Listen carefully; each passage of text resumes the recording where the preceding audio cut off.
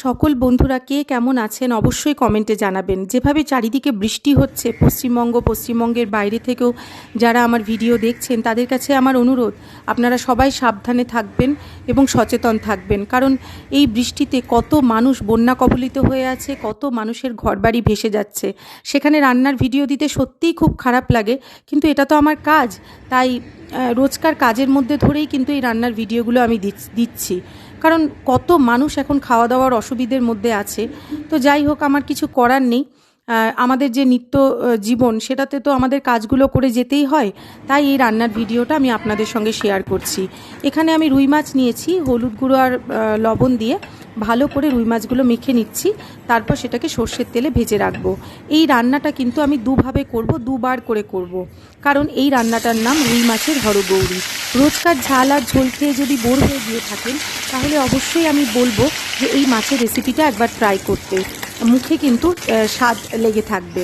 আর মাছ ভাজা তেলেই দিয়ে দেবো 5 ফোড়ন, কালো জিরে। আর এখানে আমি সাদা সর্ষে, কালো সর্ষে, কাঁচা লঙ্কা, লবণ দিয়ে বেটে নিয়েছিলাম।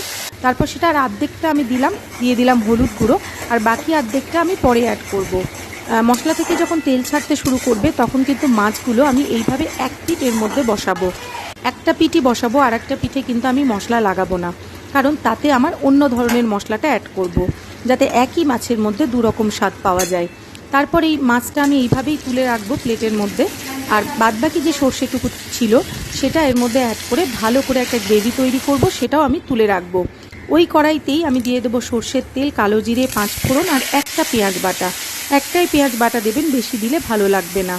তারপরে এর মধ্যে আমি তেঁতুলের কাঠ অ্যাড করব, আর তার মধ্যে আমি দিয়ে দেবো শুকনো লঙ্কার গুঁড়ো আর ধনে জিরে গুঁড়ো।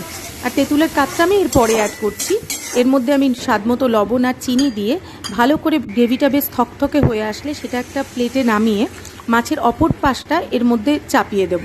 তাহলে হয়ে যাবে দুদিকে দুরকম স্বাদ রুই মাছের হরগৌরি।